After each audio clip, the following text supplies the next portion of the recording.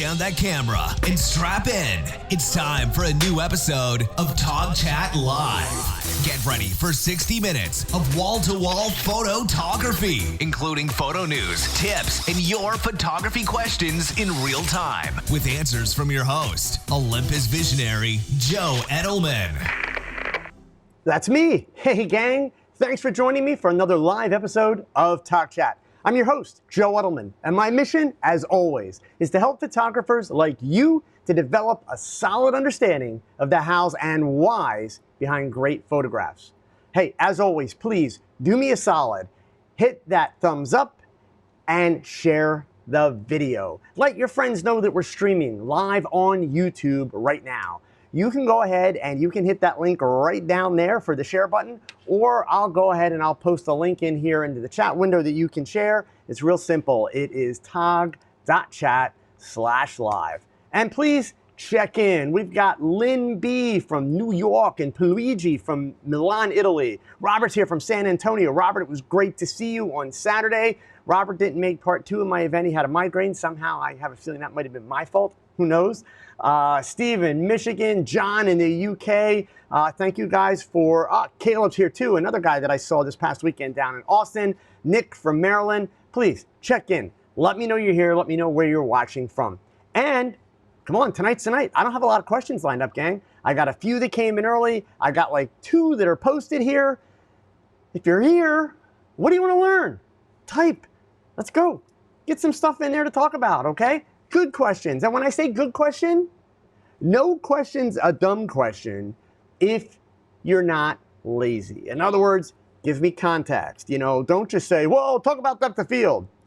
What about depth of field, right? Okay. So I got a bunch of stuff. I got some announcements that I want to make, some info that I want to share, and then we'll dive right into the questions. So first of all, let me start out. Last week at the very end of the show, my system crashed. I thought I had an issue with YouTube. It was my system. YouTube checked out fine. I have no idea what caused that to happen, but I was just starting to talk about a new analytics platform that I'm using. So a little marketing thing. I'm going to spend more time on this on an upcoming show because I want to be able to walk you guys through it. So I'm going to prepare a couple reports and show this off. But if you're working on making money as a photographer, and especially if you're doing portraits, weddings, event work, and you're using a website to market yourself, so this isn't for, Instagram marketing, Facebook marketing. This is if you have your own .com website. I want to show you a platform. And by the way, I want to be really clear. I'm not getting paid to talk about this. I stumbled on this a couple weeks ago.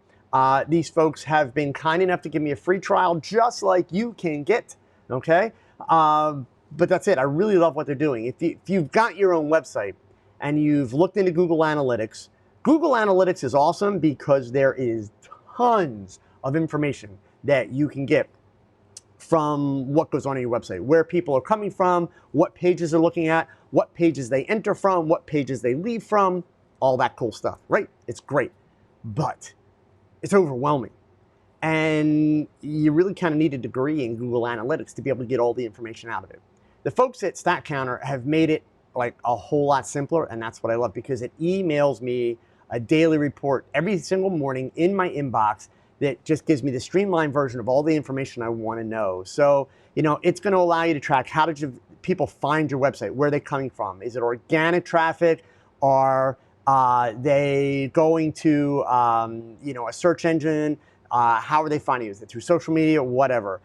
More importantly, it's going to tell you how long are they spending on your website. If people are coming to your website and they're spending 30 seconds and they're leaving, your website's not doing its job. And then in addition to that, if they're only spending 30 seconds, this is tracking for you what page did they come in on and what page did they leave on so that you're able to really analyze what's working, what's not working on your website. And one of the coolest features, are they on your website right now? So if you log into the dashboard for StatsCounter, you can get real-time, up to the minute, as it's happening, traffic reports that show you what kind of a device people are on. Are they on an iPhone, an Android? Are they on a desktop? What browser are they using?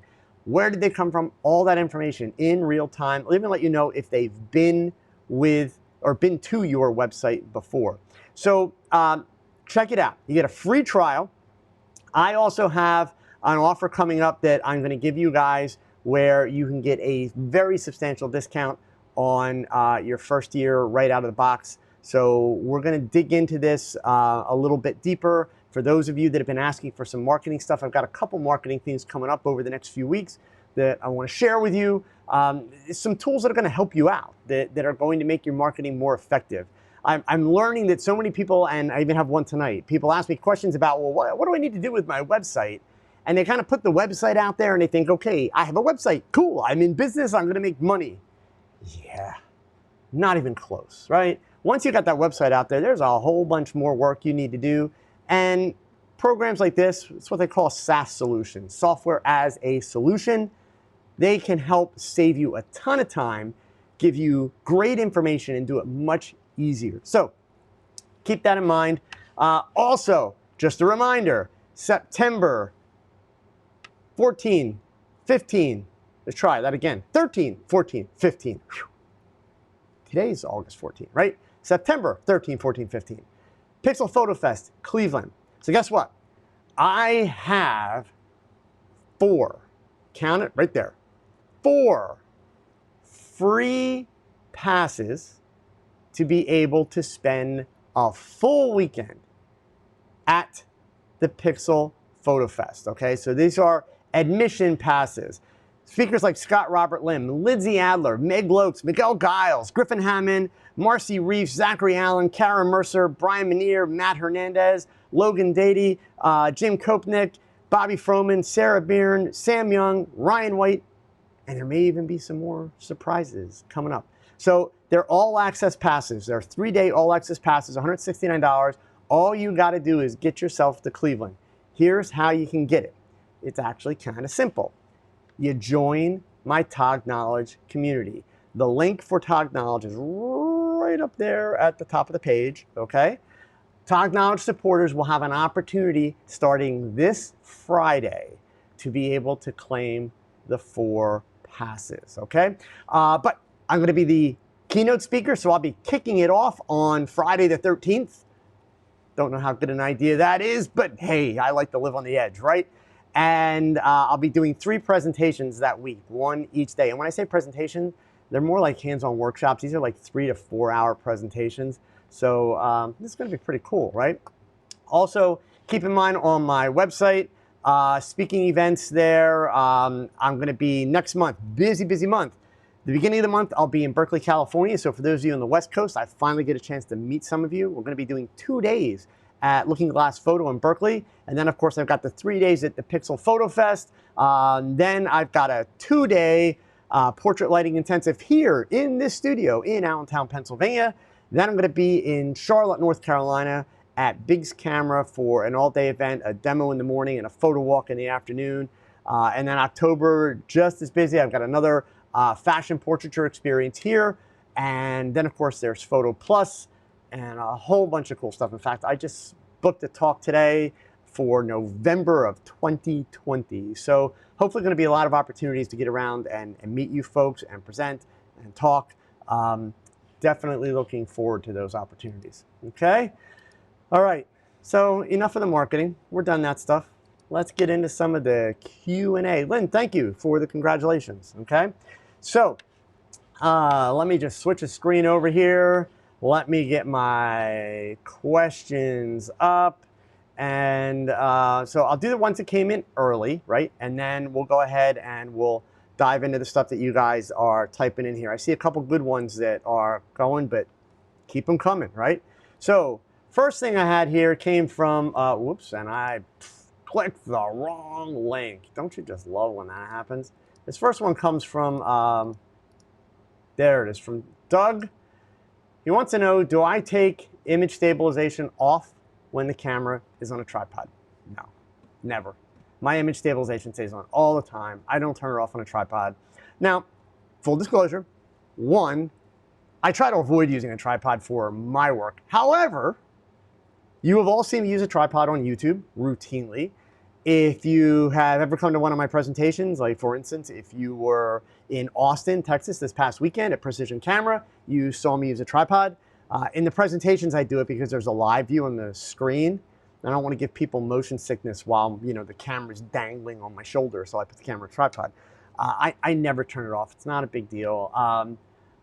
Best practices, though, the camera manufacturers tell you to turn it off. So my advice is turn it off.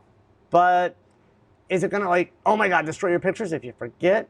Well, there are circumstances where it's not going to be helpful. Maybe if you're working with really slower shutter speeds because of the bounce in that stabilization as it's locking in.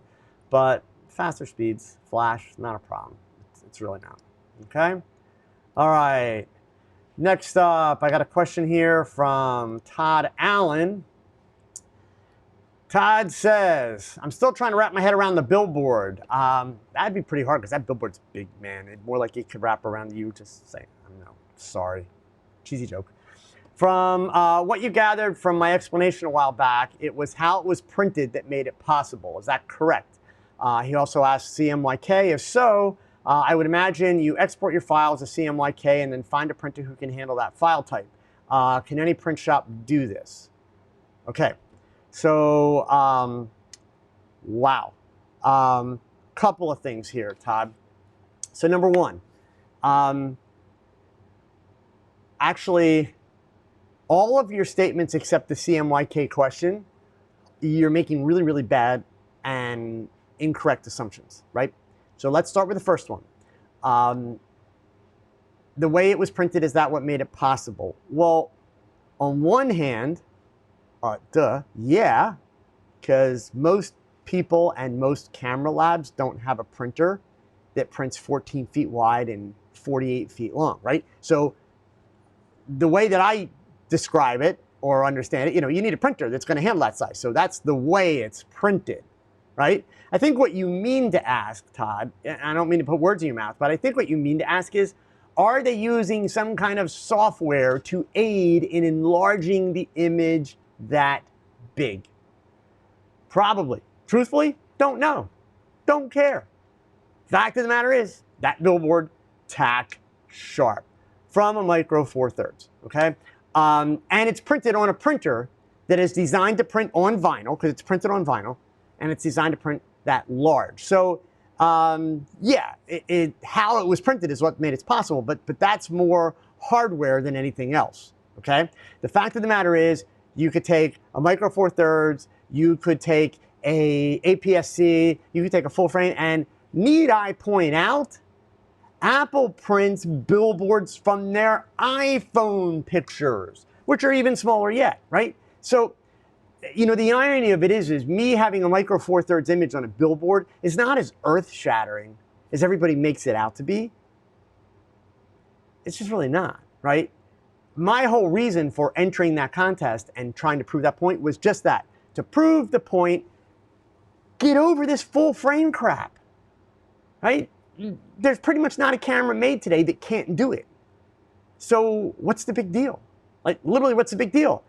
90% of these people that are out there, yelling about how great their full frame is, are posting their damn pictures on Instagram at 1080 pixels. And they don't know how to sharpen them properly, so guess what? My images look better. So yeah, as far as the CMYK, yes, fact of the matter is, they do print from CMYK. Now, you would imagine that you export your file as CMYK and then find a printer who can handle that file type. Any printer can handle that file type. CMYK is not a file type. JPEG, TIFF, PSD, SVG, EPS, .ai, those are all file types, okay? CMYK is a color profile, right? That's what that is. So, or as Photoshop refers to it as a color mode, okay? But it's profile, basically. So, yeah, most printers can print from that.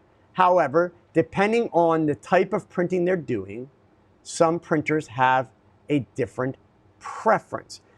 Most photo labs that you're going to send images to at this point, they prefer, yeah, I could talk sRGB, or some even prefer Adobe RGB, but this is more of a specialized printer, so they are printing type, so they prefer the CMYK, but CMYK is not a file type, okay?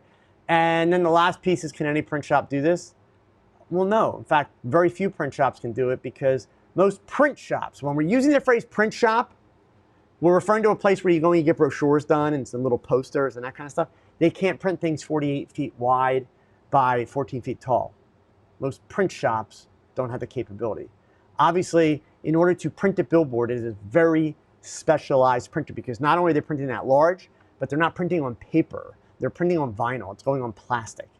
Okay, that's how it remains functional for a whole year. In fact, next week, I just got the email today, my billboard's being moved again. So it's actually gonna be closer here to my studio, like literally less than half a mile from my studio. It's kind of like it follows me. It's really cool. I didn't arrange that, it's just happening. But they literally, it will take 3 guys. They drive up, it'll take them about 15 minutes to take the billboard down, and it'll take them about 25 minutes to put it up in the new location because some company has purchased the location where it's at now. So they will go, they will remove mine, they'll put the new billboard up in that spot, and they'll drive mine across town and go ahead and take down the one that's there because that contract is up, and then they'll install my billboard in that spot.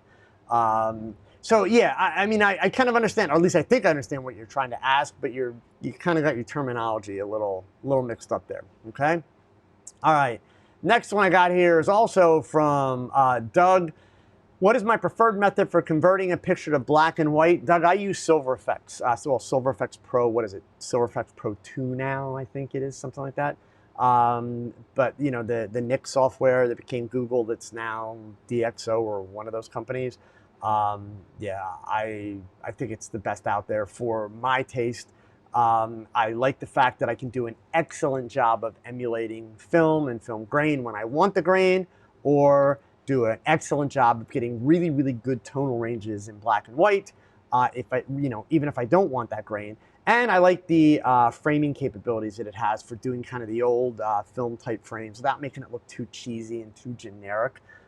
They can, be pretty heavily customized. So that's definitely my choice. Okay. All right. Let's see here. I got one more from early on, and then we'll jump into the chat window from Aaron.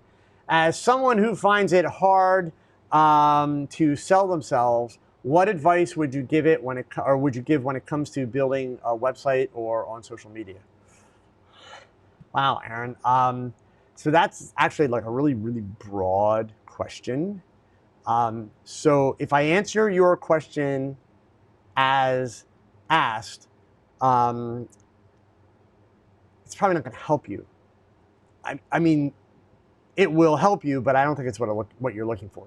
So my answer to what you are saying is to be genuine, to provide value,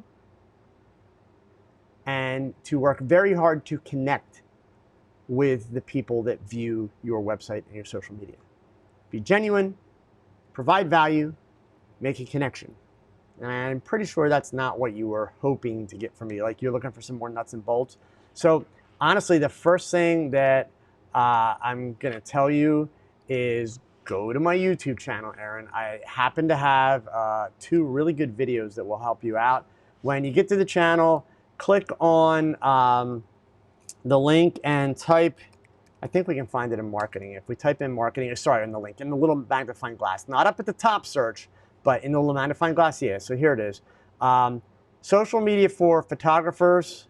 Let me just grab these. I'll put them in the chat window here for you. So there's part 1 and 2. Okay, that's the first one. This is the second one. And then even the domain name and website holding actually has some good marketing stuff in it. So you want to hit those 3. They're going to help you understand a lot about what it is you need to be setting as in terms of a priority, etc. What you might want to consider doing, Aaron, and I'm not just trying to pitch to make money, but obviously the best I can do on here with the information you've given me is just give you a very generic answer, which is kind of what I've done. I do offer consultations via my website. If you, at the top of every single page, mouse over speaking events and then click on video consultations, you can schedule a 60, 90, or 120-minute consultation where we will talk about whatever you need to talk about. I do a lot of these where I evaluate people's, images and their portfolios, evaluate their marketing, help them set a marketing plan, all that kind of stuff.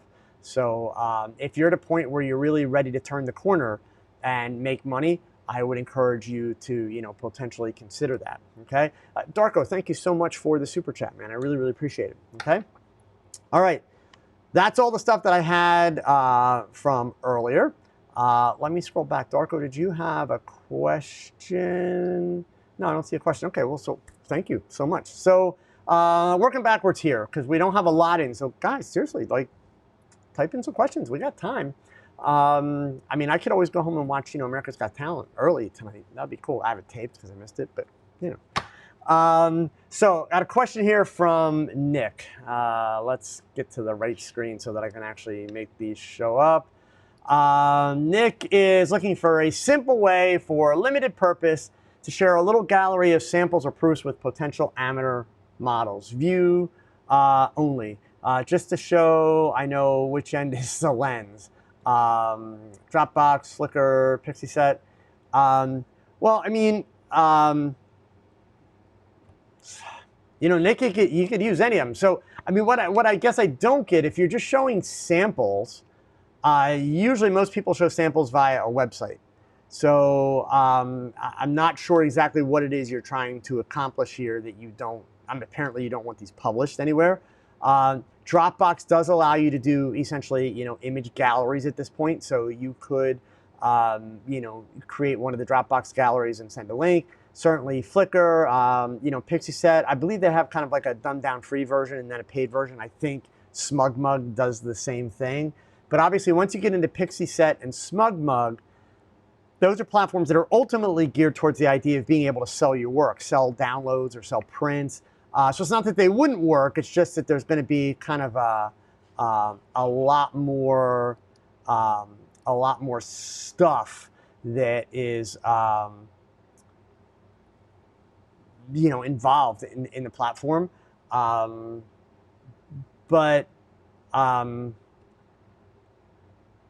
mean, I guess I have a feeling you need something a little bit more specific than what I'm understanding. Because, I mean, basically, okay, here, Nick added, I'm not at the point of creating a website. I don't know why. You're just not clear on how to prevent downloading. Don't put it on the internet, Nick. That's the only way to prevent downloading. Don't put it on the internet. If you're afraid somebody's going to steal something, and you got to ask yourself, Nick, and I'm not trying to be inappropriate or mean, but do you really have something that's worth stealing? Right? So, like, why don't you want people to download what you have? Like, what's the deal, right? But yeah, if you don't want something copied, don't put it on the internet. Because if it's on the internet, I can copy it, right? I don't care if you put a big old watermark through it. I can copy it. Easy, right? So that's kind of the challenge, right? And so even if you're doing like Dropbox or Pixie Set or any of those, even though it's kind of a private exchange where, maybe it's a password protected link or any of that kind of stuff, it can still be copied. Flying Monkey, watermark it. There you go. You guys can try all you want. I'm not doing a watermark rant tonight. So anybody that wants to type watermark again, I'm just going to boot you out of here. I have no patience, okay? Eric, thank you so much. It was really great to finally meet you in Austin. I'm glad you had a good time. It was great. It was actually great being able to do a workshop with people that I get to talk to every week on Zoom chat and that. It was a lot of fun. So fingers crossed.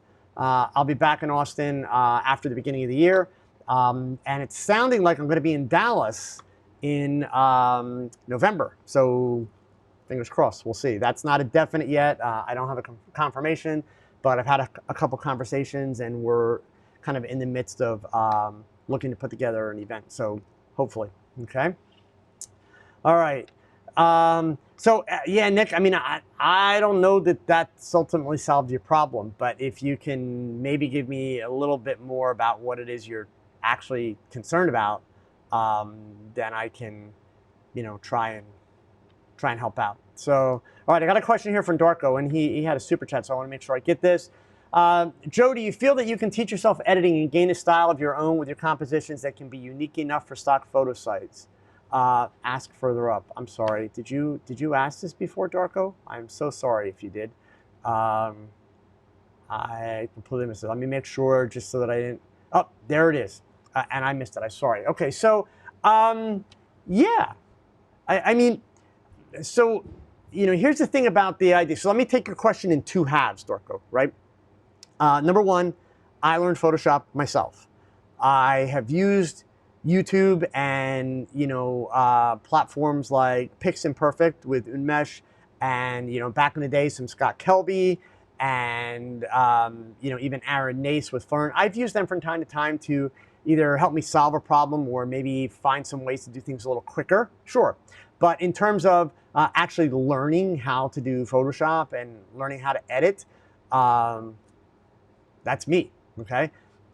In terms of gaining a style, well, yeah, you have a style, right? Everybody kind of has a style. So even if you are like copying what somebody else does to try and learn how to do it and how to get better, reaching the point where you copy it is the proof to yourself, I'm capable. That's not the point where you put the picture on the internet and say, woo, look what I did, right? Because all you've got is a copy. It's never as good as the original, never. So your challenge is at that point, you've got to make it your own, right? You've got to make it your own and take what you've learned from that experience of copying it, but give it your own flavor. So your own style is enough there. Now, for stock photo sites, do a lot more research, Darko, on the stock photo site type thing, right? The only people that are making money on stock photo sites, most of them are Russian, literally, most of them are Russian.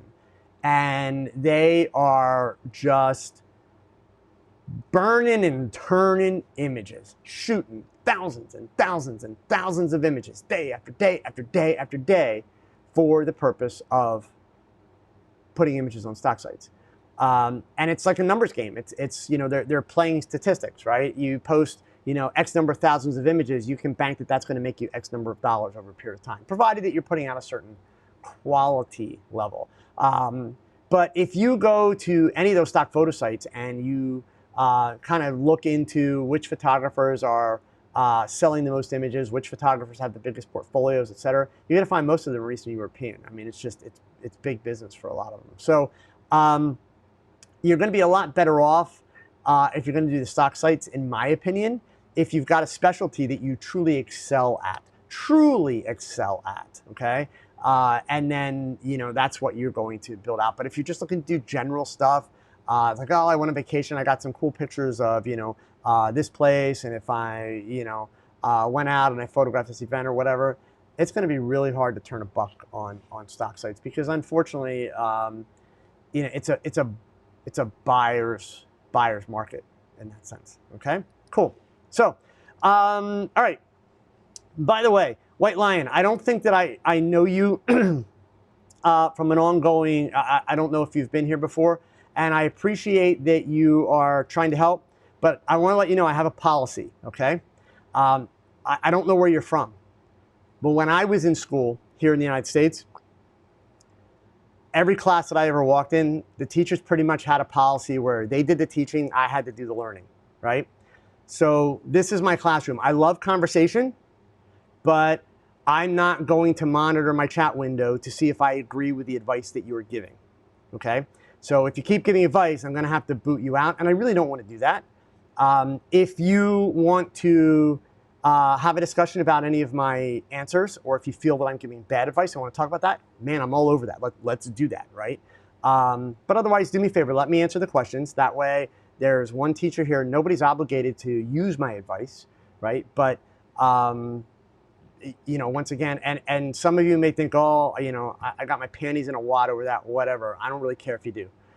It's simply a respect issue. I'm busting my butt here to try and provide this information for free based on my career experience.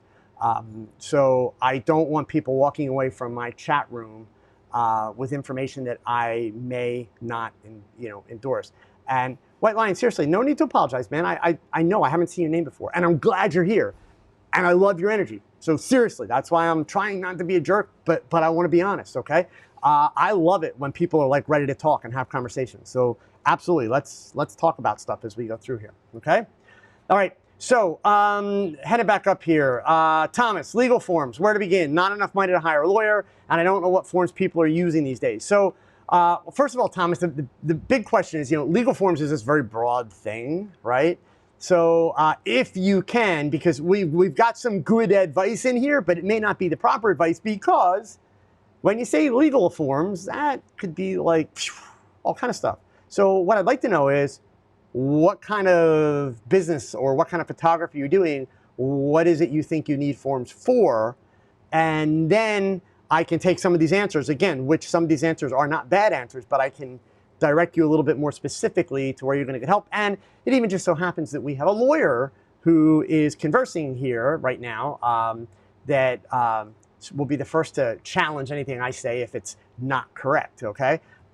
So give me a little bit more feedback, Thomas, about what kind of business you're looking to start or what kind of business you're doing. And then, yeah, I can try and, narrow you down into a little better space, okay? Diego, if you're planning another education/video tutorial, what subjects or topics do you have in mind? What kind of gaps do you see in your own Diego, I talked about this last night, actually, in a check-in that I did in my Facebook group. So there's a couple things. So here, I'll let you guys chew on this. All right. You know that a year ago, literally just about a year ago, I was blessed to be offered an opportunity to become an Olympus Visionary. Blessed in two ways. One, it's a status thing. It's cool, right? It's actually amazing to be recognized, okay? More importantly, for me, it is an opportunity to have a company send me around the country to teach and educate and meet the people that I had been doing videos for. Too good a deal to pass up, right? It simply is. And it's not like I'm getting rich, but yes, when Olympus sends me like on a trip to Austin, I get paid for that trip. Of course I do, okay? So it's an outstanding thing. The downside is the obligations of being a brand ambassador for a company and the interviews and the social media requirements and all that kind of stuff really threw me for a loop in terms of my ability to keep up with doing the video tutorials. So as you all know, the video tutorials became kind of sporadic. And I finally kind of said, okay, let me just take a breath. Let's get into a system with all of the visionary stuff in that, because it's certainly too good to pass up, and I didn't want to drop the ball on that. And then I'll work my way back to these tutorials. I've got a couple tutorials that I've recorded that are ready to go. My game plan has been to try and get about 5 or 6 kind of in the can, so to speak, so that once I start rolling them out again, I can roll them out maybe every 2 weeks, and I don't want to get to a point where it's like 1 or 2 and then stops because I'm busy, right? But here's the thing, to get to your question, Diego. What I learned in this time period that I was not putting videos out and people would show up every Wednesday at my TogChat and ask me questions, I have learned that YouTube is really screwing up the photography industry. YouTube is really screwing new photographers. It's doing damage. Now, on one hand, it's great for, equipment manufacturers, because if they can get enough people talking about it, millions of zombies run out and buy it. But on the other hand, the fact of the matter is, so many of you that are listening to me tonight, and the questions that you will ask, they're anxiety ridden. Am I doing the right thing? Have I spent my money on the right stuff? What if I don't do this? What if I don't do that? Instead of just enjoying photography. So I really started to kind of look in the mirror at what I was doing with my videos and my tutorials, and it's cool, you get all this attention and yada, yada, yada. But wasn't helping the cause, you know? And sadly enough, if you look at the most popular YouTube photographers out there, the ones with the biggest followings, what the hell are they teaching you? What do they actually do for you? So photo education has become entertainment. It doesn't work that way. You know, you can have all the knowledge in the world, but if you can't put it to use, what good is the knowledge? It's no good. So, you know, people are spending like insane amounts of time watching YouTube videos and then running around watching somebody else's video because somebody took a shot at this person, and then watching this person's video because they took a shot at that person and that person. And then there's this debate and there's this drama, or watching them run around having fun with each other and challenging each other, because real photographers do challenges all the time with each other. Like, that's a way to make money. Like, there's a career there. No, it's freaking entertainment. It's like a reality show. Photography was never that for me. It just wasn't. So don't worry. I'm not giving up on YouTube. But I'm enjoying a little break. Because I'll be honest with you, I think the state of YouTube photography right now sucks. It's pathetic. Literally. You know, there's a whole bunch of photographers out at that Sony Can Do, you know, event right now. It's like, look how wonderful my life is. Follow me around with videos. Or I'm going to play with this person. I'm going to play a joke on this person. You know, all this crap. What are you learning? But yet you watch this stuff. Like, look, I'm all for entertainment. I said I'm going to go home and watch America's Got Talent tonight. I have it recorded. Like, yeah, I love entertainment. But all of you will say, oh, no, I watch these YouTube videos so I can learn more about photography. But the fact of the matter is, you're not going to learn it on YouTube. You can get an idea, you can learn the basics of something on YouTube, but then you've got to go and do it. You've got to go and put it to use. There are 3 guys here that will attest to the fact this weekend. They were with me in Austin, okay? Most of what I taught the entire evening when we were poolside, I didn't blow anybody's mind with some big piece of knowledge or big technique. Instead, what I did is I let people shoot, and I looked over their shoulders, and photographer after photographer after photographer, I showed them little things that they were missing, things that were right in front of them. Help them solve problems that were going to take their work to another level. That's the kind of stuff that you only get if you take pictures, not by watching videos. So, Diego, the gaps that I see, you know how I talk about the idea that all good photography is the result of problem solving, right? I'm a big believer in the concept of problem solving. So I can't, you know, people ask me, even if you guys watched the interview that I did on TWIP, This Week in Photo, where they asked me about, you know, how I felt about the Micro Four Thirds Dead headline. And I said, you know, I don't understand. You've heard me say it here before. I don't understand why certain YouTubers who are excellent educators, I don't understand why they won't educate anymore. Instead, they would rather talk about gear. They would rather create fear and anxiety in the photography world. And they're not helpful. They're simply not. So for me, where I'm at right now, that's the problem. YouTube is a problem. YouTube is not helping photographers learn photography. So it's a little bit of self-evaluation. It's a little bit of kind of taking a step back. But even in my own educational gallery, Diego, you know, that's kind of where I'm struggling, because ironically, just by chance in this last year, I started, you all know I started doing these little mini lessons on Instagram. And gang, if you're not following me on Instagram, you should be following me on Instagram, because when I post an image on Instagram, it's not just the picture. It's behind the scenes photos. You swipe, right? It's behind the scenes photos, it's lighting diagrams, it's oftentimes little video clips. And I'm realizing in a situation like that, I'm able to actually provide almost all the same information, not quite as in depth, but then if people have specific questions, I can answer it. So people are getting that lesson, and they're getting it in a very short little dose, and then they can use it as a resource. Because if you go to my Instagram profile on your phone, you know how, and if you remember my Facebook group, you understand this concept. But if you go to my Instagram profile, you can go through the profile and say, oh, you know what? I want to try that double exposure thing that Joe did, right? So you can tap on the image, you can read how I did it, and then you can also swipe to see the lighting diagrams, see what my setup was, etc. So there's a lesson there, it's a reference. So my Instagram profile actually becomes this reference, which is really what I intended for my YouTube channel.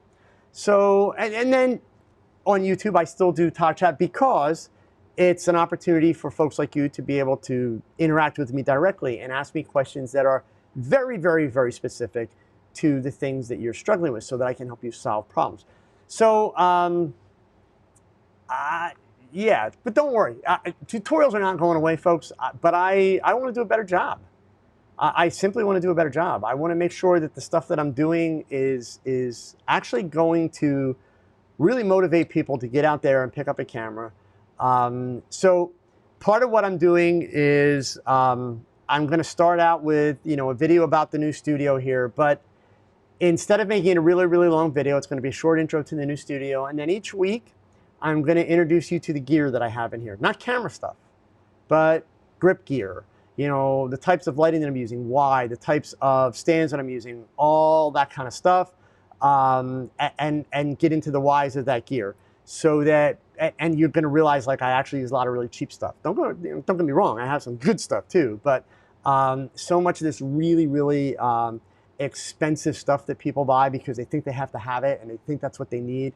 No, you don't. You just don't, right? So anyway, so that's coming, but yeah, there's going to be more tutorials. I'm not going to stop doing them. I want to get better at them, Diego, and I want to make sure it has a better impact, because what I can't do is I can't force the other YouTubers to change. If all of those other YouTubers were actually committed to providing value instead of entertainment, and look, I want to be clear, because I have mad respect for those people. I know what it takes for somebody to do these videos on a regular basis. I completely understand the effort and the workload, and they're all great people. They really are. I've met most of them. They're great people, but I wish they would hold themselves to a higher standard. And at the end of the day, look, they got to pay bills too. So what they're doing, it works for them, right? But yeah, just imagine if all those people would take the knowledge that they have and actually try to help you solve problems instead of letting you watch them have fun and travel the world, and instead of worrying about how cool they look, or instead of creating all kind of anxiety because they're just going to trash an entire type of camera system, or create all these big debates about should you do this or should you do that. Like, why? Why not just present both sides of it and make it clear that you can do either one?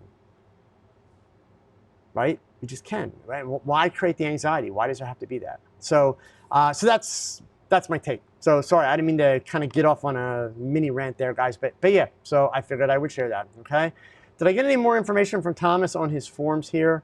Not yet. Thomas, if you're still here, tell me about these forms, because I want to be able to help you, okay?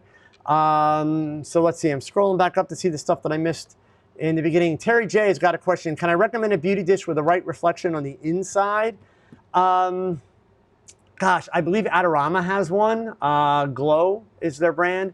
I know Pulsey Buff has one that's white on the inside, and also I'm pretty sure that Interfit has one that is white on the inside.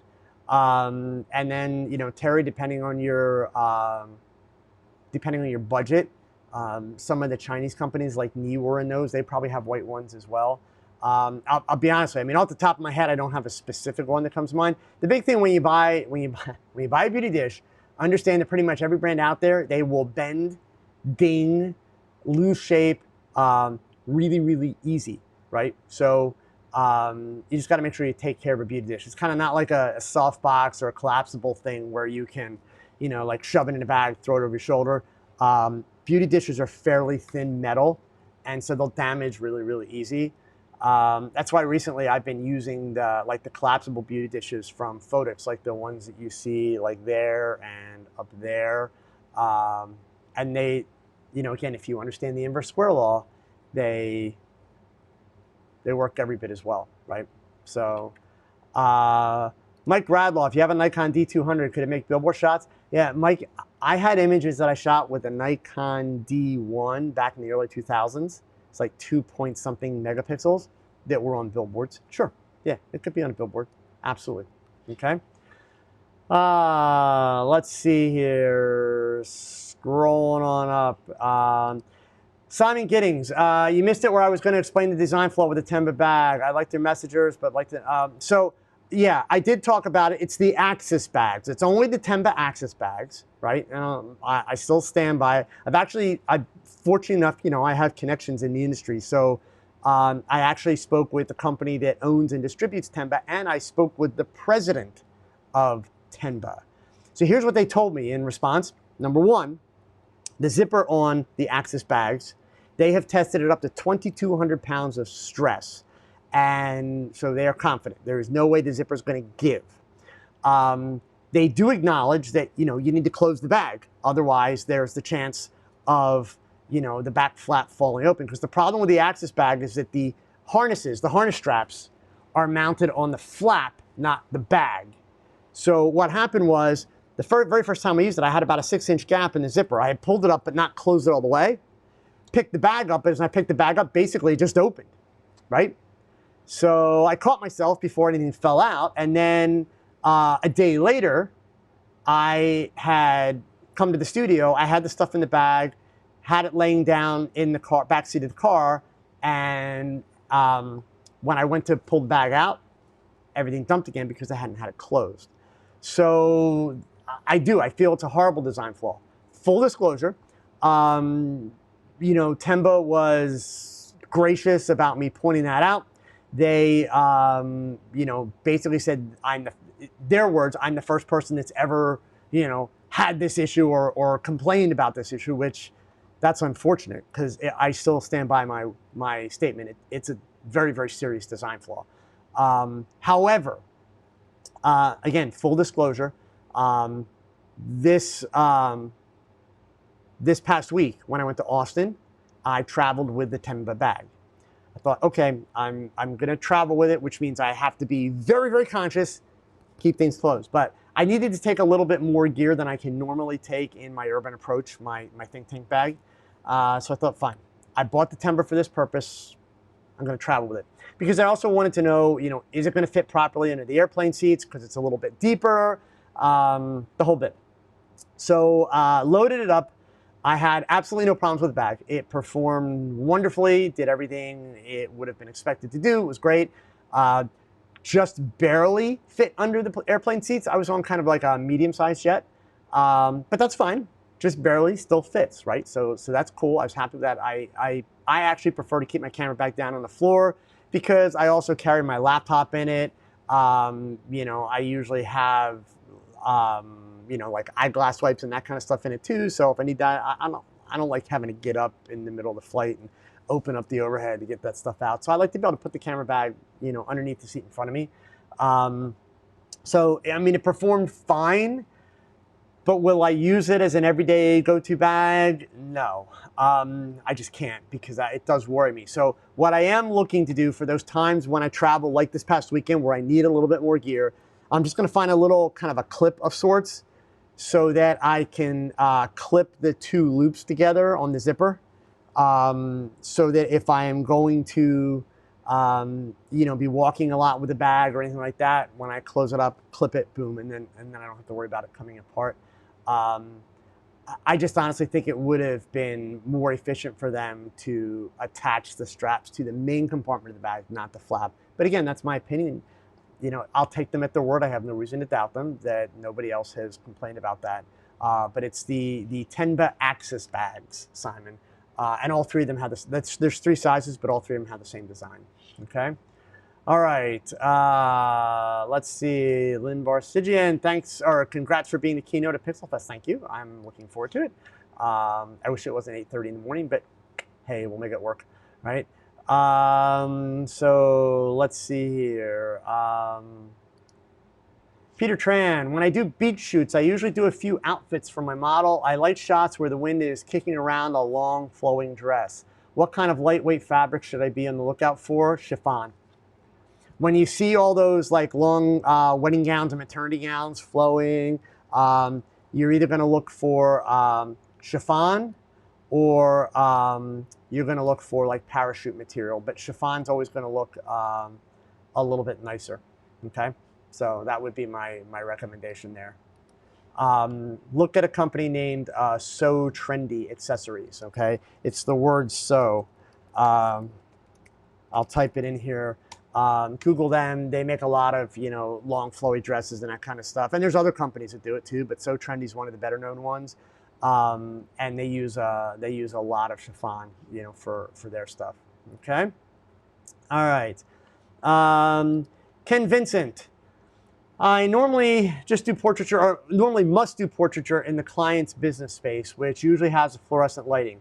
How do you best minimize the ill effects of that crappy lights that can't be turned off? Use flash, Ken.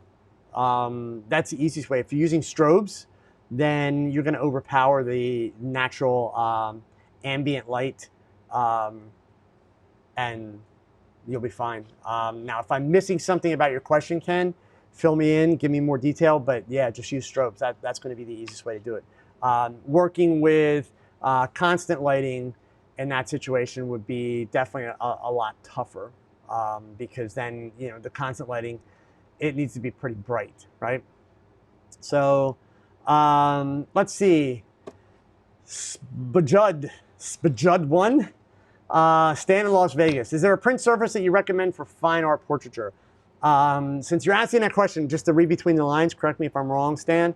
I'm assuming you mean fine art nudes, right? If it's a nude, say nudes. Nude's an okay word. The biggest thing with, I mean, off the top of my head, no. So let me start there. No. If you're worried about printing nudes, if I'm indeed correct, just make sure that when you go to the lab's website, either ask them if they don't have it listed on the website. Usually in the FAQ section, they'll tell you if they handle, you know, nudity or not. And if you're not asking about nude stand, my apologies for making that leap, but it would kind of be the same answer in terms of who do I recommend. For the little bit of printing that I don't do myself now, I usually have it done either by millers. And if you don't qualify for a miller's account, because they deal mostly with pro accounts, MPix, the letter MPIX, that is Miller's consumer lab. So it's basically the same lab, right? Or a little bit more local to me, I use a lab that's in Maryland. It's called Nations Photo. Both of them do, you know, excellent work. But if indeed you're talking about nudes, it's really just a matter of checking their website. Most of them will tell you, you know, we don't handle anything that's nudity or not. And if you can't find that information on their website, send them a contact, fill out a contact form and ask. It's a very reasonable question to ask. I assure you, you will not be the first person to ask them that question. Okay, so Lazy Bones 1962 would love to see a video of your process of a shoot, how you come up with the concept, the prep, and how it all comes together. Met you at WPPI. Thanks for what you do. Well, first of all, thank you. Glad that I got to meet you too. Yeah, I mean,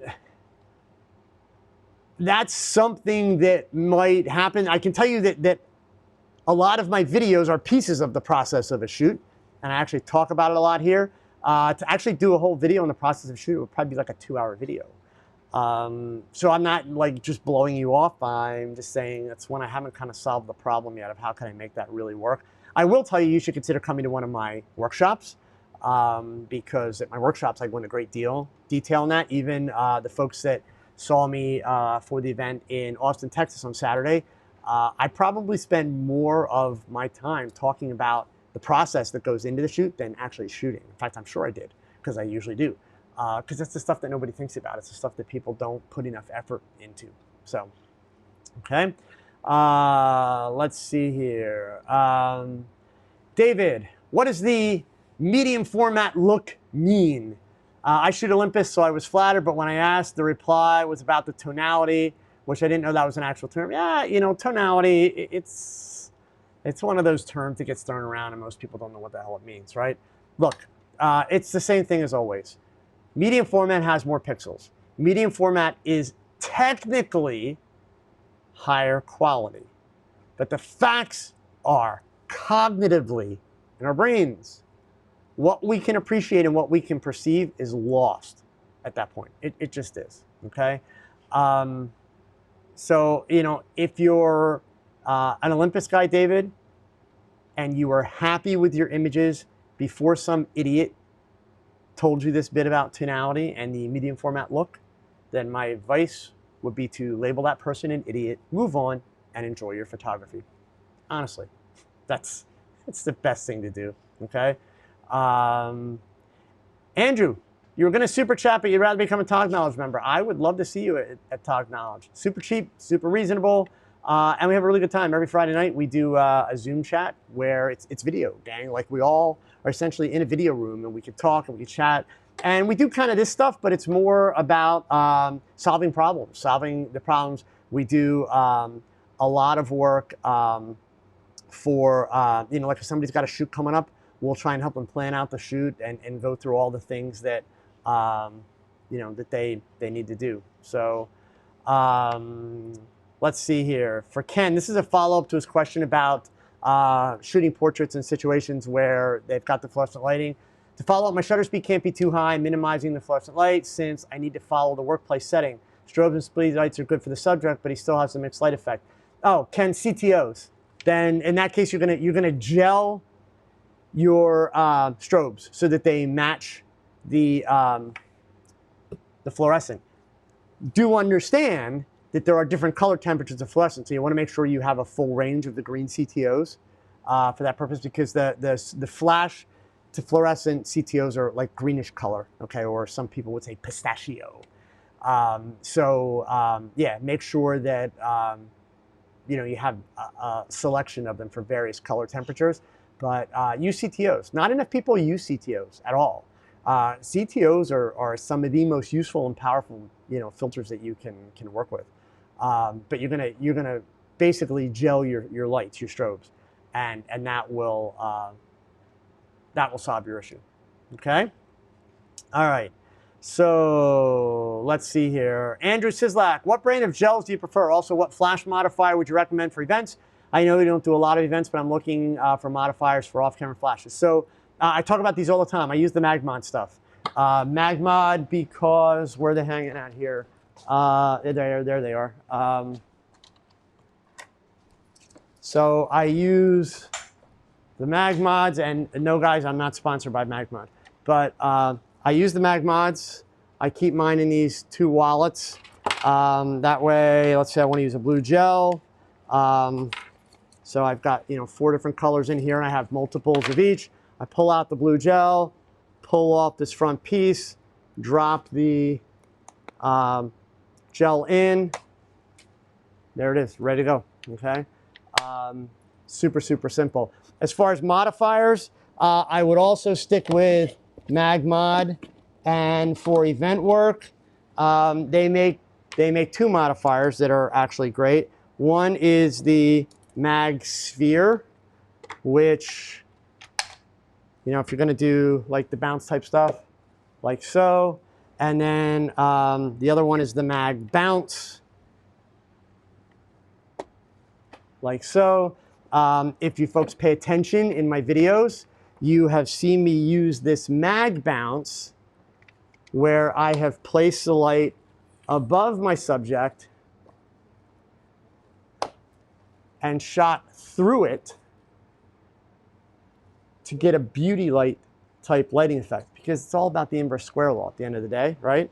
But yeah, the Magma stuff is great because it's, folded up, squishy, it works with magnets, just super nice, okay? But yeah, I have, so I'm a gel freak, so I have, like envelope 1, those colors, or envelope, wallet 1, wallet 2, there, and then I just hang them on a stand so they're always available, in the studio.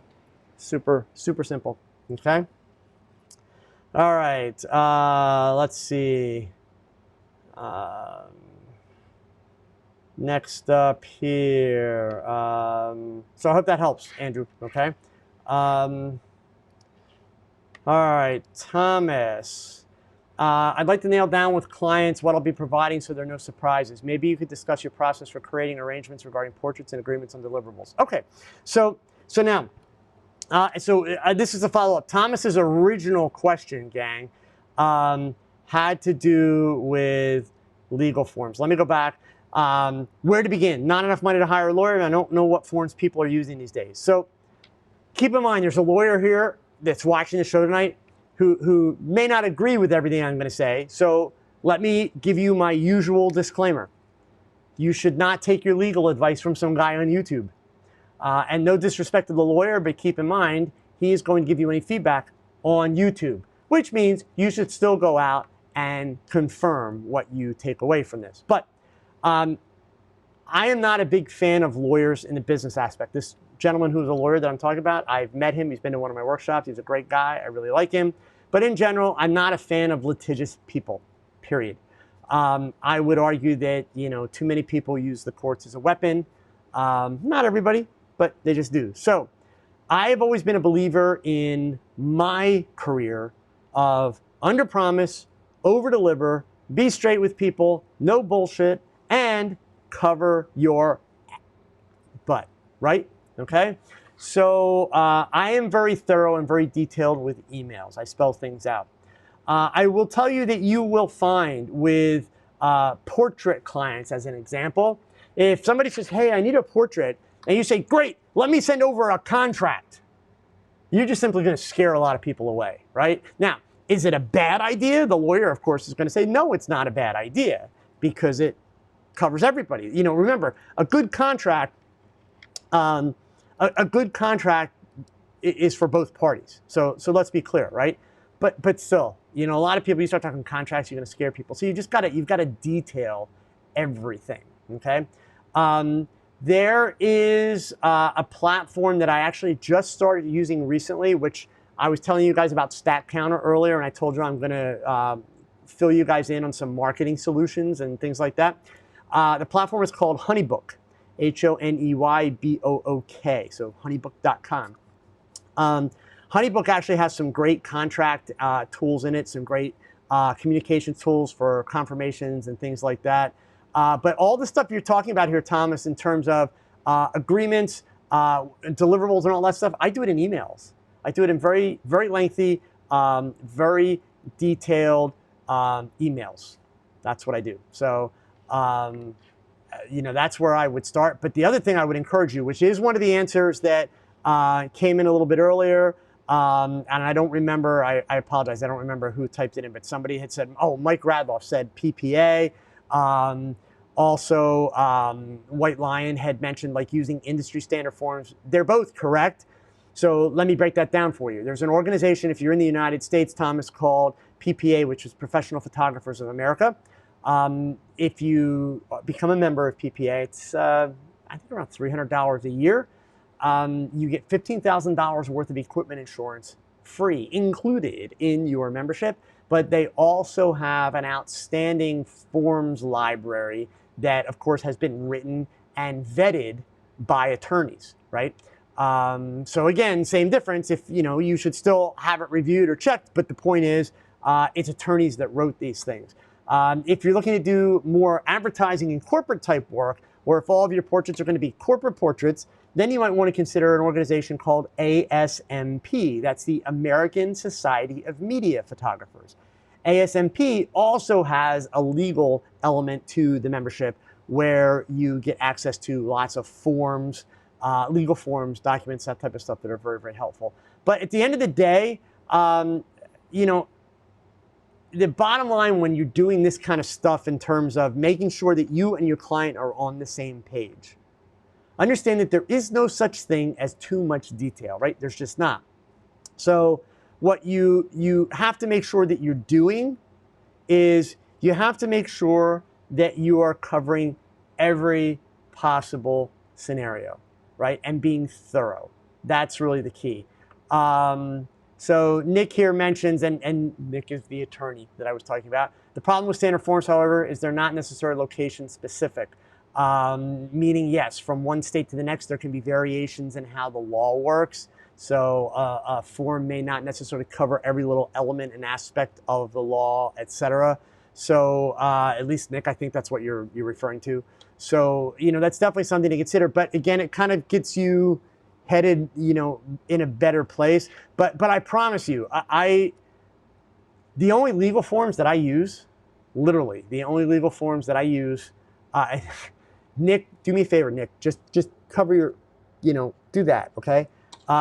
The only legal forms that I use and have used in my business, number one, is a modeling release, and mine is a fairly standard modeling release where I've modified 2 sentences. That's it. I avoid actual contracts with clients and have most of my career. The only times I've worked with a contract is if the client sent me a pre-prepared contract that they have, and if they asked for some type of a contract, I essentially wrote a letter that said, you agree to pay me this, I agree to do this, this, this, this, and this, you're able to do this, sign it, done. That's it.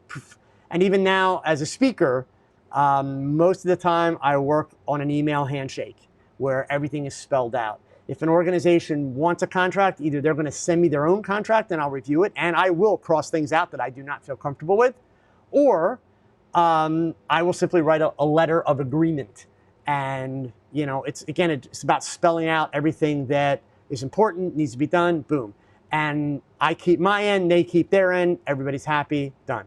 I am fully aware that if Nick is listening right about now, he's shaking his head saying, oh my God, I can't believe he's never had his butt sued. But again, I believe in being straight with people. I believe in doing what I promise. And believe me, gang, look, you've been in business as long as I have. Yeah, I've had some headaches along the way. I've made some mistakes. I've dropped the ball on some things. And, even in those situations where maybe somebody threatened me with some kind of legal action, or whether I was having a hard time getting, something from somebody, whatever, if you deal with people as people, and Nick's on the floor in the fetal position. I have no doubt, Nick, I'm sorry. But, I just believe in dealing with people straight. And fortunately, that's worked. But it's not for everybody, and obviously no lawyer anywhere is going to tell you, oh yeah, great idea, right? So let's be clear, as I started, I'm going to finish. Don't take your legal advice from some guy on YouTube. But, full disclosure, that's how I've done things, okay? All right, Darkling, thank you so much, man. I really, really appreciate the super chats, guys. Thank you. So, John, don't worry, man. I'm not gonna stop the channel. I thought about it. I'm not gonna lie. I really thought about it. I thought about just, it's like just go with the other stuff. But no, it's not gonna go away. But I need to make it better. It needs to be better because, look, I can't. Like I said, I can't make the other channels change. But I can certainly try and set a higher standard and encourage them. And maybe bully them a little bit. Not that they're going to change because of my bullying, but you know what? I mean, I believe in that philosophy from the bottom of my heart, and that's what I'm going to push, period. So, all right. Darko, how much product photography have I done? And is this especially, do you feel it's an add-on to your photography biz that you currently do? Back in the 1980s, I did a lot of product photography for about 4 years. At this stage of the game, it's kind of like every now and then I'll do a little bit of product photography, but nothing really fancy. Let me just see something here real quick. I might be able to show you something, which is like seriously, underwhelming. But here, so this is a website. So if you guys are interested in candles and home decor stuff, I will share this with you. This is actually my son and my daughter-in-law. They do this on the side. Yeah, my son's an IT guy with a major pharmaceutical company. That's what he does for a living. But this is something that they started doing. So these are these right here are concrete candle holders, concrete napkin holders. These are candles that come like in a glass jar that are scented, that type of thing. So these are all images that I've done in the last, you love that? Somebody's working on a car. How about that? These are all images that I've done in the last 6 or 7 months. Real simple, real basic product stuff.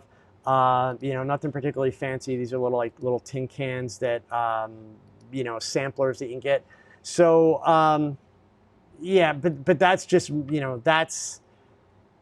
that is a lot cheaper than going and hiring, a regular photographer. So I did those. But at this stage of the game, I do very little product work or that kind of stuff. But, a statement that I frequently have made in talking to people about becoming photographers, Darko, and it's maybe not a fair statement to make, but I used to be of the mentality that a great photographer, or forget great, a good photographer can do a good job at almost any kind of photography. I used to really feel that way. And I think the reason I felt that way is because in my career, I've done so many different kinds of photography.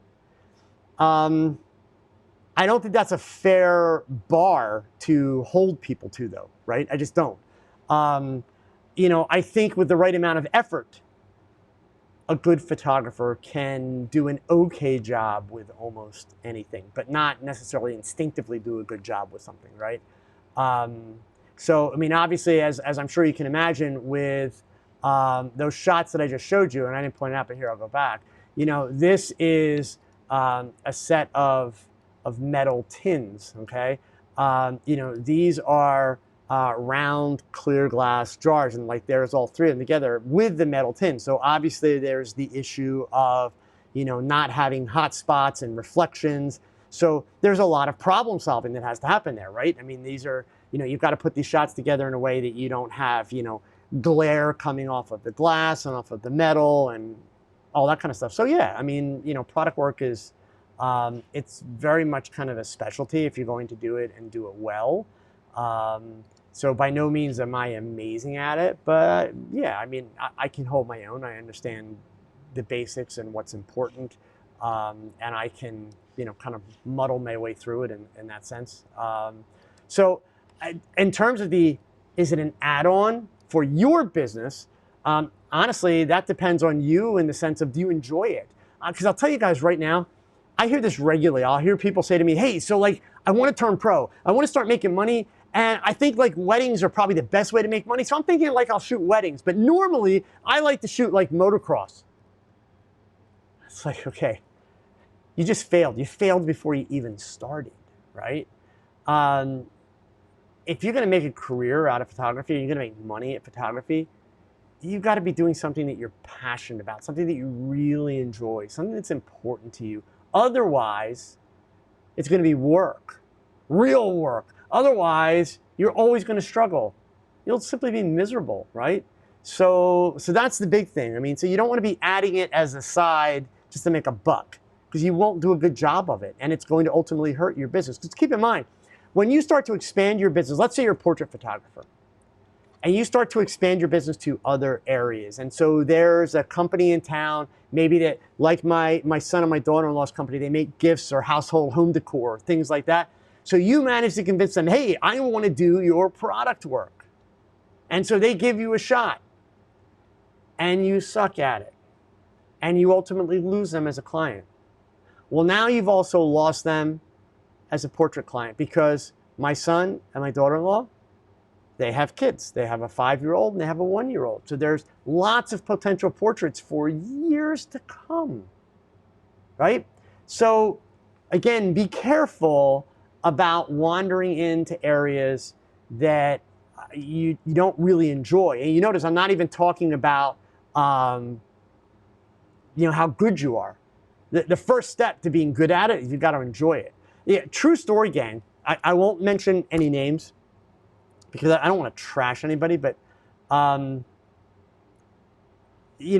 going back to the conversation about how I worry about what YouTube does to the photography industry, I got a message on Facebook this past weekend when I was traveling. The message came in on Saturday evening, late Saturday evening, from a woman. And it doesn't really matter that it's a woman, but just for context, it was a woman. It was, one of those, hi, Joe, I really love your stuff. Thanks for all you do. I wonder if I could ask you for a quick piece of advice. I've got a wedding coming up next Saturday, and I just went and checked out the location today at the time of the day that I'm going to be shooting, and there is no shade. anywhere.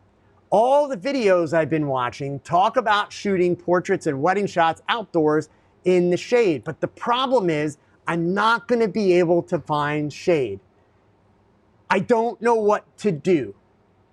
Can you give me any pointers so that I can make sure my images look good?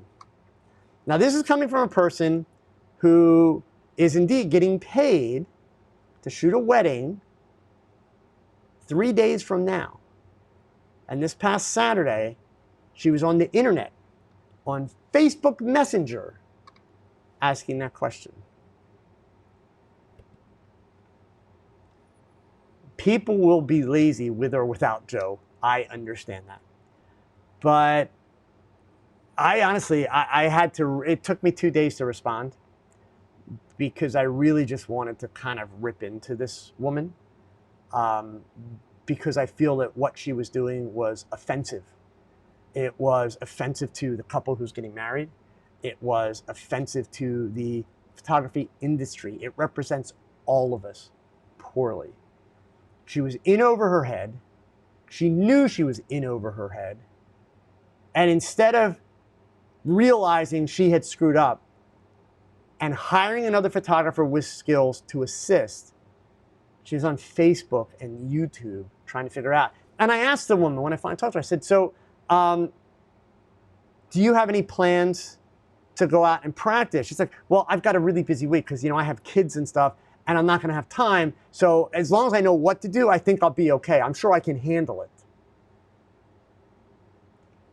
Yeah, you can imagine, you know, kind of like Nick was curled up in a fetal position with my statement. It's pretty much how I was at the end of that. So, yeah, anyway. Life's beautiful. Your question about, do I still use the app called Easy Release? I do. I absolutely love it. What's great about Easy Release too, let's just say you do go and work with a lawyer and decide to do your own modeling release, or you have it modified. You can upload your own verbiage and release into the app Easy Release. It's available for iOS and Android. So yeah, it's great. I do still use it. So let's see, Michael. I just did a product shoot and it sucks so bad. Now they're ignoring me and I was supposed to do the company portraits. Whoa, wow. Okay, so Michael, I'm sorry to hear that, but well, there you go, folks. I mean, there was exactly my point that I was making, right? So, yeah, and you know, Michael, here's the silver lining in that cloud. The silver lining is you learned a really solid lesson, right? Next time, if something like that comes along, just like I just mentioned with this portrait or wedding situation, right? You could still take the product shoot, but you can only take it, or should only take it, if you know a product photographer that you could hire to bring in to make sure you get through it okay, right? And then that way you're going to continue going forward and learning and building a portfolio and skills, excuse me, to do that, you know, that type of product work. But so yeah, on the bright side, indeed, lesson learned. You know, on the downside, certainly it, you know, costs you a client and it costs you a potential client, potential work, right? So yeah, so I mean, you see, gang, like, you know, these scenarios, and I'm telling you, they're scenarios that I lived through. They're scenarios that I've seen. Unfortunately, I've been around a while. So, and it's hard, but you kind of got to think ahead. You got to think bigger than yourself. The world is much bigger than all of us, right? It just is. Obviously, we always understand what's right here in front of us. It's really easy to see that, and we know what we think. But you really want to get ahead. You got to try and take a step back and see it the other way around. And then it's a whole different picture, all of it, right? All right, so Darko, someone's wedding sheath, yeah, it's not the place to practice, and indeed, you know, it's definitely not. And then yes, you know, being a second shooter at somebody's wedding is actually a great way to learn how to do weddings, right? Working for another photographer, it's kind of a great way to ease yourself into that without taking on, you know, all of that responsibility right away. So yeah, I mean, that's definitely a smart way to play it, okay? Let's see here, Stefan, which C-stand is holding the deep softbox? That C-stand is, I think it's actually a Neewer. Hang on a second here. And I will find out for you. I mean, like a lot of people would be like, well, you know, how do you feel about like Kupco and all that kind of stuff? They're great, don't get me wrong. But I'm not all about, gotta buy the most expensive ones. I'm about buying ones that are of decent quality and will work. And yeah, the newer ones actually work just great. So bear with me one second here. I'll see if I can get you an Amazon link so that you can see what they are. Because I have, when I came here to the new studio, I picked up a couple C-stands, and a few of them I bought solo, and then the others I bought as kind of part of a set where it was like 2 of them with boom arms. So bear with me one sec. I'm almost there. Whoops, let's try that again. And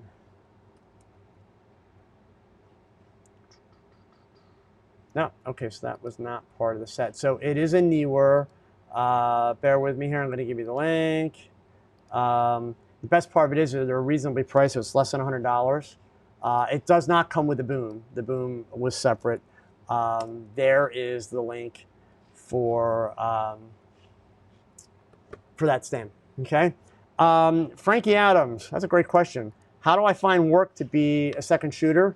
Facebook, Craigslist, or better yet, be assertive. Do a Google search for photographers in your town. Photographers whose work that you admire and whose work you think is similar in style and technique to what you do. Make sure that you have a website or at least a profile like a Flickr or 500 pixels or one of them with samples of your photography, even if it's not a lot of wedding work, but samples of your photography. And contact these people by email. And, you know, don't be the person that's like, hey, yo, like, I love to shoot, man. And I would like, yeah, like, you need a second shooter? Like, I'm here. Like, let's do it, right? Don't be that person, right? Give them a little bit of your history. Give them a little bit of your background. Make sure they know what kind of gear you're using because they may want stuff that matches what they're working with. And tell them what you like about their work. And tell them simply, look, you know, you would love an opportunity to be able to be a second or a third shooter. And my advice, Frankie, if you've never done it before at all, I'm old school, man, like really old school. Don't be asking to get paid. If you've never done it before, you've got nothing to offer that's worth paying for. So you should still do all the things I said, but say, listen, I would love to come out and I'll carry your lights. I'll help you set stuff up. I'll be a wrangler. You know, get people together just so that I can see how you work and learn how you work. When I was a teenager, I worked as the lighting monkey every Saturday for a portrait and wedding studio in my town. I would go out with these guys. I would carry the cases, set up the lights, hold lights in the church and in the reception. And my pay, this was at 13 and 14 years old. My pay was a cheesesteak from the best cheesesteak place in town. And I'll tell you what, it was amazing. Because not only did I learn how to do weddings, did I learn how to think as a photographer, did I see everything that went on. I got a great cheesesteak, man. I'm from Philly, so it's all about the cheesesteaks, right?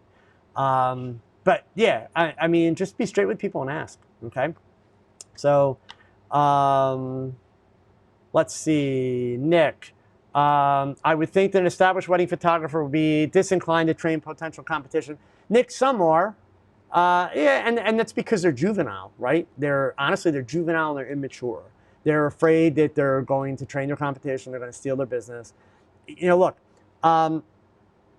actually next year, I just posted the video this week. If you guys saw that rap video that I posted on all my social media, which is it's absolutely hysterical. It's from the Carolina Photo Expo. So next August, so it's a year from now, I'll be speaking in Charlotte, North Carolina for the Carolina Photo Expo, and that's the regional group of PPA, Professional Photographers of America. What I love about this group, I spoke for them before in the past, and I've become, you know, I've built long-term friendships and relationships with numerous members of that group. They're just one of the best PPA groups in the country, hands down. And they've got small towns in North Carolina with 3, 4, and 5 wedding photographers in the same small town. And you know what's crazy? They all thrive.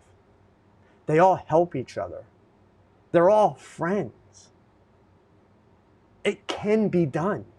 Right? This photography stuff is not a competition. It's not.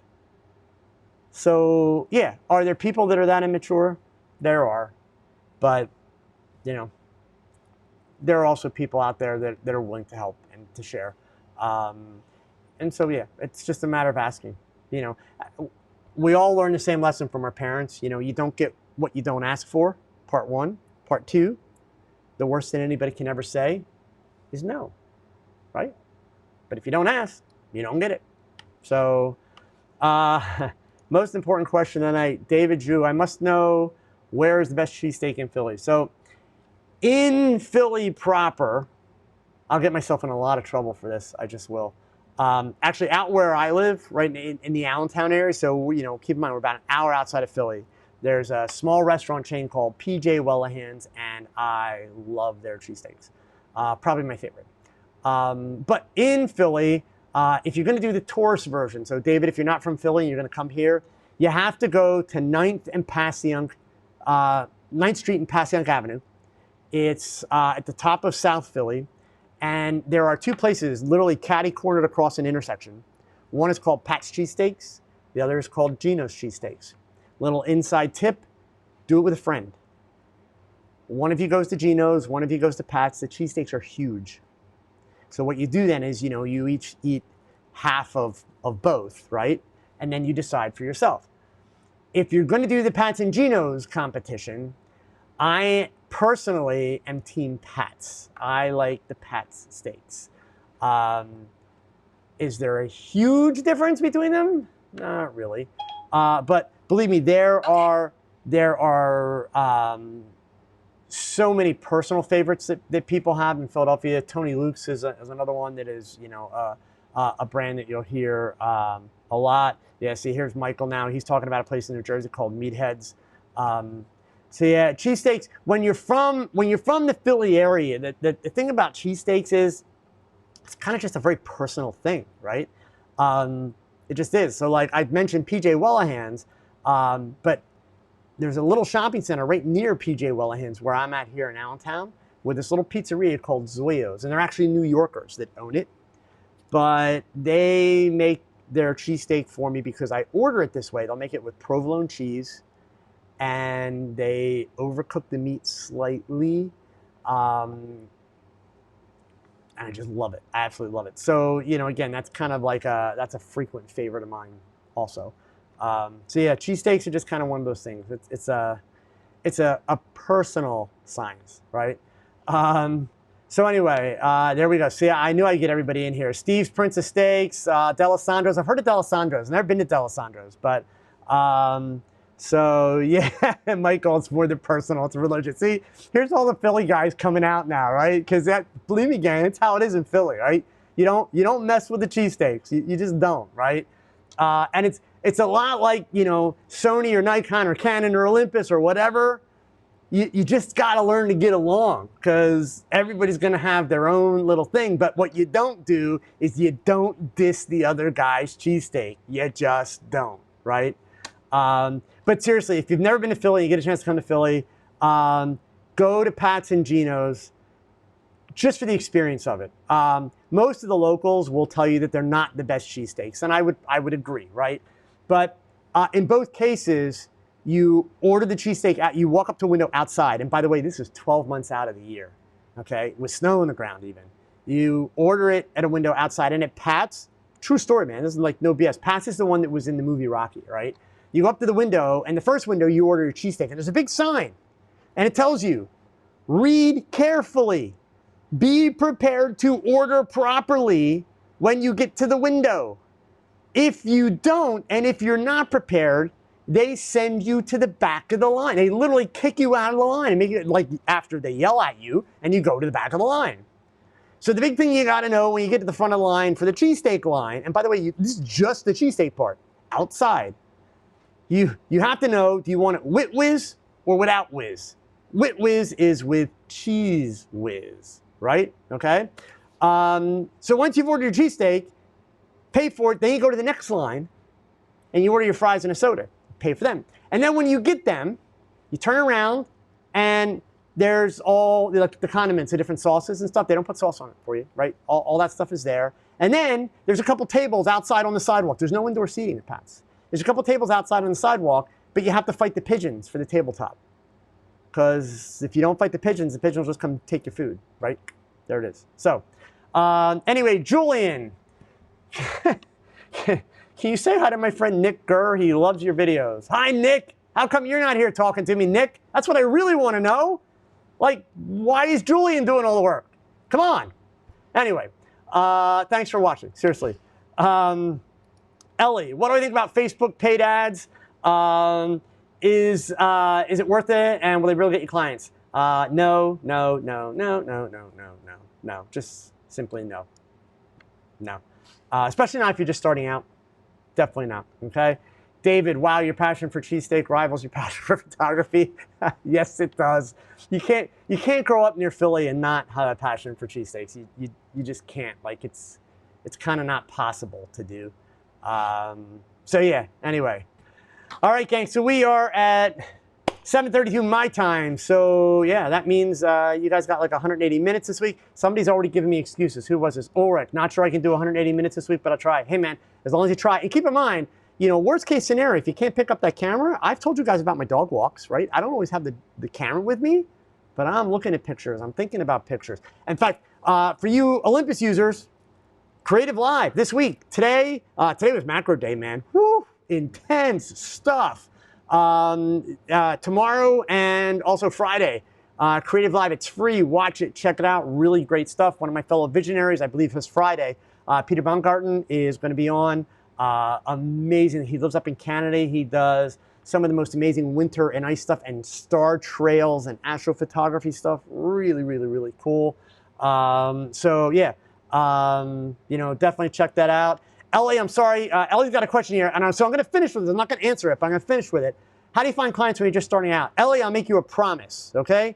You show up next Wednesday, the beginning of TogChat, ask me that question, and I promise you I will dig into that, and I will give you some really, really good ideas for how you can start to find clients when you're just getting started. But when you ask me the question next week, Ellie, tell me a little bit about what kind of clients are you trying to find? What kind of work do you do? You know, portraits, weddings, what is it? Give me a little bit more background about your age and also where you're located. Give me as much information as possible, and I promise, if you're here next Wednesday, hit me earlier, I will definitely dig into that for you. I love doing the marketing questions because I find so many times people don't, you know, they just don't put enough, they don't put enough common sense thinking into how they can. And I don't mean that in a bad way, folks, to anyone, but I mean, the marketing stuff's not as hard as you think. You kind of got to look at things a little bit differently. That's all. So anyway, gang, again, as always, thank you for spending the Wednesday evening with me. I know you have other things you could be doing, and I'm going to count on you to go shoot. Pick up the cameras. But, of course, whatever you do, please remember.